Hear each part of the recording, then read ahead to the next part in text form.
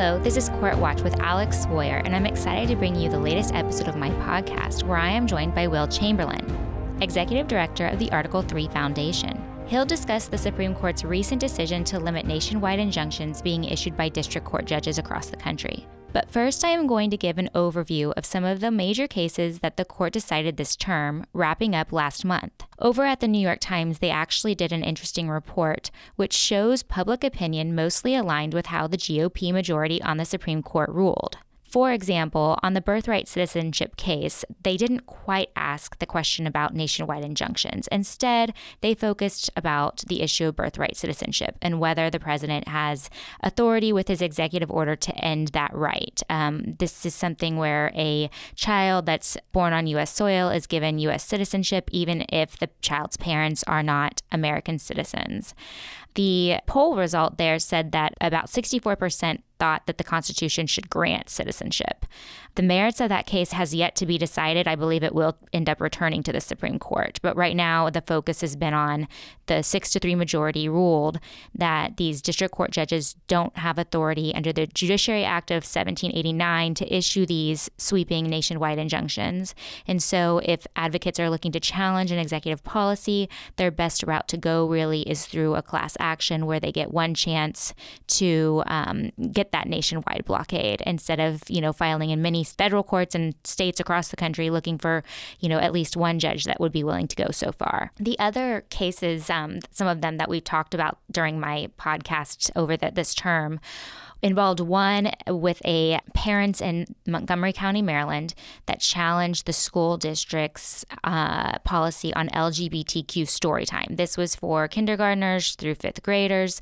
They originally let parents have opt-out options from this LGBTQ lessons, but then they decided to do away with the opt-out, and you had a group of parents of different faiths come in and file a lawsuit challenging the lack of opt-out, saying that it ran afoul of their First Amendment right as parents to raise their children according to their faith. And the Supreme Court, with their 6-3 majority of the GOP appointees, ruled in the parents' favor and basically said they should be given an opt-out, that public school is a benefit for all, and religious parents shouldn't have to go elsewhere to be able to raise their children according to their faith. Another one that we were tracking, in terms of public opinion too on that was overwhelming. About 77% of people polled said that, parents should have that ability to opt their children out. There was also a case out of Texas we spoke about during a prior podcast. This was a law Texas had passed requiring porn websites to have an age verification measure. And a group of porn industry companies basically said in court that this age verification measure runs afoul of the First Amendment. And so they took this case all the way to the Supreme Court. But again, the 6-3 conservative majority ruled for Texas and said basically the state has the authority to require these age verification measures without violating the First Amendment because they're protecting minors. And it looks, again, like the public opinion was on that side. 80% of people surveyed in this New York Times study that was published recently shows that they think states should be able to require that users verify their ages. There was also a major case that we talked about out of Tennessee where the state passed a law restricting puberty blockers and other medical treatment for transgender youth. That was challenged by a group of families with transgender kids, saying that law was discriminatory and violated the Equal Protection Clause of the Constitution. The 6-3 majority, again, ruled in favor of Tennessee and said that a state does have the authority to issue these types of laws looking to protect minors, and that they did not see this as discriminatory or a violation of the Equal Protection Clause. And public polling, about 64% of people said that, states should be able to ban this type of medical treatment for youth. We also talked about a reverse discrimination case out of Ohio where a woman was twice demoted and believes that she was replaced by gay colleagues. She was a white heterosexual woman.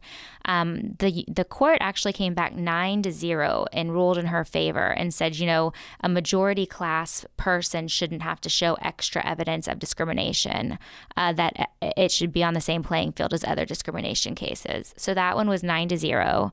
And it seems like the public overwhelmingly agreed that, people that claim reverse discrimination should have to be meeting the same standards as minorities that claim discrimination in court. There's like 70% thought that was like a fair result.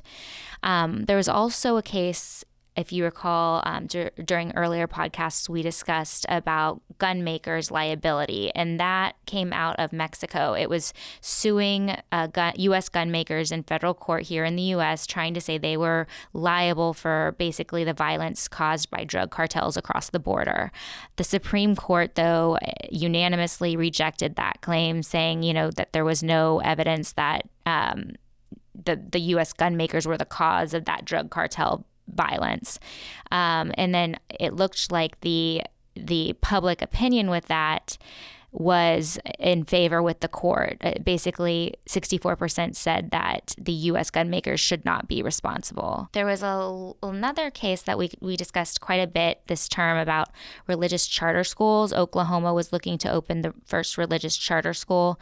The Supreme Court had tied on that 4-4, and a tie just affirms the lower court ruling, and that lower court ruling was against the Catholic school in the state of Oklahoma becoming a charter school. So as of now, there's no religious charter schools. There could be another challenge, possibly out of another state, that could come before the Supreme Court on that one. The public polling, it says, on whether public charter schools can be religious, it looks like 51% say they should not be religious. So that was kind of one that I guess went the way the court did with affirming the lower court decision. And a while back, you might recall, the Supreme Court considered TikTok and whether the law that was passed out of Congress banning it violated the First Amendment.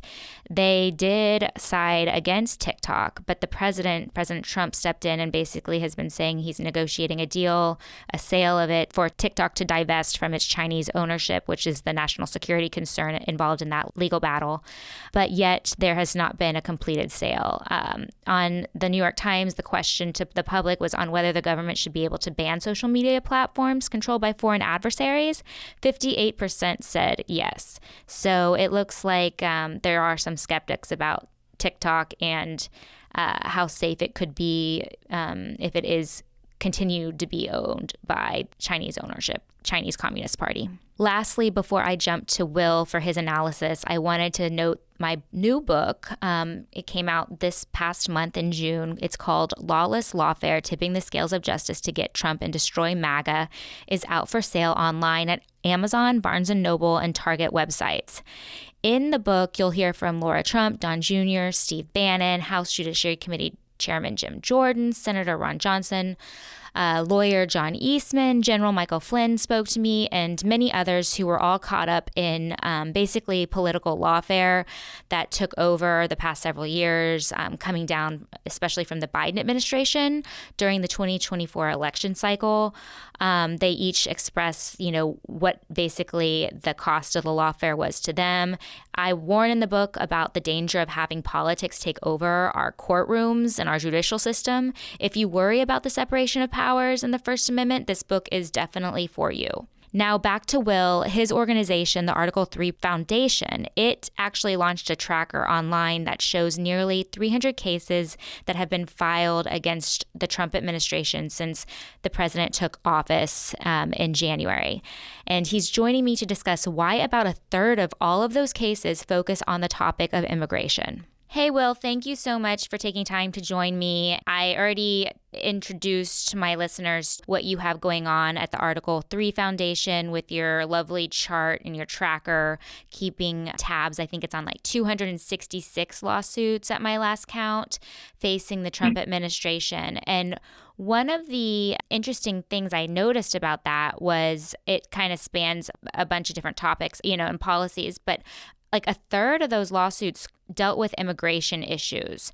Why is that? Do you think that that's just because the president was very focused on immigration orders, or, did you guys come to any conclusion about why immigration seemed to be such a focus of these liberal advocates? I think there's a few reasons. One, obviously, President Trump has put in place a lot of different executive orders on immigration and changed White House policy on any number of ways from the Biden administration. So that's led to new impacts on migrants and therefore a lot of immigration cases. He's increase the number of deportations, invoke the Alien Enemies Act, you name it. And then second is because most of these immigration cases aren't really susceptible to group litigation. They're all individualized habeas cases. So you end up getting a lot more of these temporary injunctions for individual migrants. Okay, and then that just means more volume. Yes. Okay, and then with the Supreme Court ruling that came down limiting nationwide injunctions, basically saying that they're unlawful based on the Judiciary Act from the opinion Justice Amy Coney Barrett gave us, she suggested, class actions as a route. My question is, what do you expect to happen to most of these cases? I know at least in 3 examples I've looked at, the DOJ has gone in and tried to, file to restrict what the judge had previously issued, making it just pertain to parties, before the judge. How long does that process take? I think there's a few questions there. I'll answer the first one. The first one is, what do I expect to happen? Well, we've already seen class certification is a more challenging standard than just issuing a nationwide injunction. And I think many of these cases aren't going to be susceptible to class-wide relief. The Alien Enemies Act is a possible exception to that, but almost all of these habeas claims, they're going to be all individualized because those claims sound in the idea that that individual is wrongly held by the government and should be released. And the facts and circumstances of each person's detention, whether or not each person is illegal, that's all not really susceptible to class-wide analysis or class-wide relief. So those cases will have to stay individual.